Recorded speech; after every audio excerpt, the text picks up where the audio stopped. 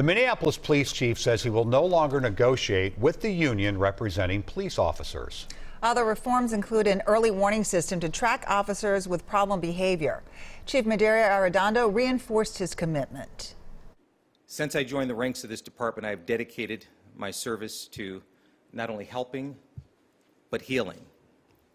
I will continue to do that.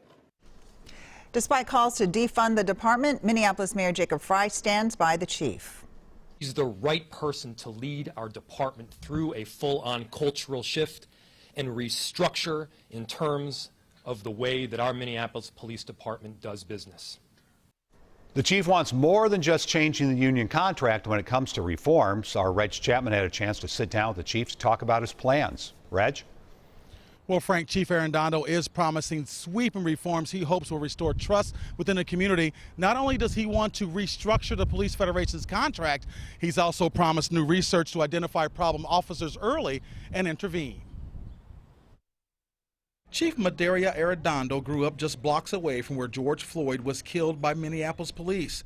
And the thought of that video that shows his last moments alive still shakes him to his core. He was expecting humanity, and it was not there for him that day. Today, he announced the beginning of a series of reforms he hopes will lead to more transparency and trust for MPD's rank and file. Too often, historically, the union has certainly had its membership's best interests in mind, but if that's the sole focus, that can be a huge detriment in terms of the public trust. First up, a restructuring of the Police Federation's contract. Arradondo wants change in use of force, critical incident protocols, as well as discipline. When we have employees who are engaged in misconduct and it is not recognized by the union, and furthermore, if it is fought to a level where they are back on the department and in our communities, that sets us all back. The chief wants more than anything a department that has earned the respect and trust of the community it serves. People are tired.